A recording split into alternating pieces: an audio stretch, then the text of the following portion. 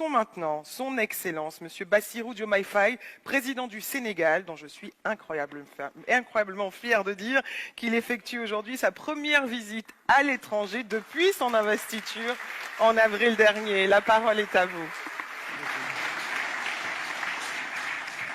Monsieur le Président de la République française, notre hôte, Monsieur le chef d'État et de gouvernement, Mesdames, Messieurs les ministres, Monsieur le Président de la Commission de l'Union africaine, Monsieur le Président du Conseil d'administration de Gavi, Mesdames, Messieurs les ambassadeurs, distingués invités, Mesdames et Messieurs.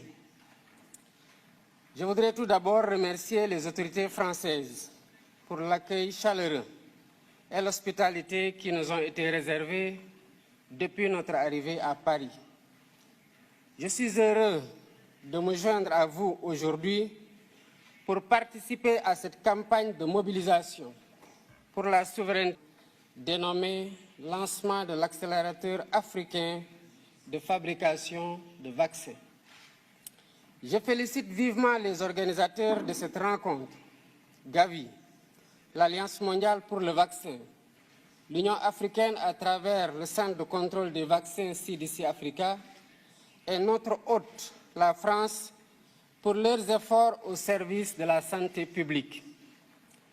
Par ma présence à ce forum, j'ai voulu exprimer mon attachement personnel à la santé et la place qu'elle occupe dans l'action de mon gouvernement. L'histoire récente de la pandémie Covid-19 nous a montré combien nous étions vulnérables, mal préparés face aux pandémies et que par conséquent, la santé doit être une priorité permanente. Il y a un peu plus de 4 ans, la Covid avait fortement bouleversé nos systèmes de santé et mis en danger les programmes de vaccination qui étaient alors relégués au second plan, devant l'urgence, évidemment, de lutter contre la pandémie. Ainsi, selon le rapport de l'UNICEF de 2021, 23 millions d'enfants n'avaient pas reçu les vaccins de base nécessaires à leur croissance normale au plus fort de cette crise sanitaire. La pandémie avait surtout mis en évidence les disparités structurelles qui existaient déjà entre pays développés et pays en développement en matière de vaccination. Bien que l'Afrique représente environ 20% de la population mondiale, son industrie de vaccins fournit à peine 0,25% de l'offre mondiale. Le continent est encore largement tributaire d'autres régions du monde pour couvrir ses besoins. C'est dire l'immensité de la tâche qui reste à accomplir pour la souveraineté vaccinale de l'Afrique.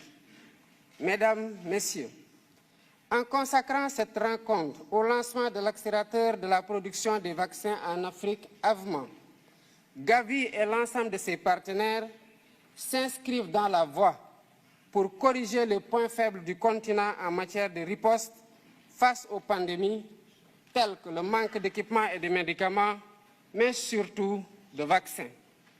Nous avons vécu cela pendant la pandémie Covid-19 avec l'arrivée tardive et en nombre insuffisant des vaccins.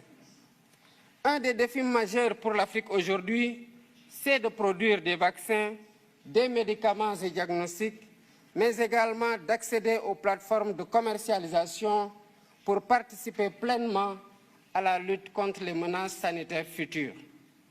C'est une volonté politique de l'Afrique et nous invitons tous les partenaires à soutenir cet agenda qui constitue une priorité au même titre que les autres priorités liées notamment aux situations de guerre ou de changement climatique. L'Afrique a les capacités de production locale de vaccins. Des pays pionniers s'y sont engagés, dont le Sénégal avec l'Institut Pasteur de Dakar. Je rappelle que cet institut existe au Sénégal depuis un siècle et qu'il a une expérience quasi centenaire dans la fabrication de vaccins. L'Institut Pasteur de Dakar a fabriqué son premier vaccin contre la fièvre jaune en 1937. Ce même vaccin a reçu la préqualification de l'OMS en 1966, donc depuis plus de 50 ans. Dans la perspective de la consolidation de ces acquis et de la réalisation de l'objectif de l'Union africaine de produire sur le continent 60% des vaccins utilisés sur place d'ici 2040, l'Institut Pasteur de Dakar a initié, avec le soutien du gouvernement sénégalais, un ambitieux programme de développement industriel estimé à 252 millions de dollars.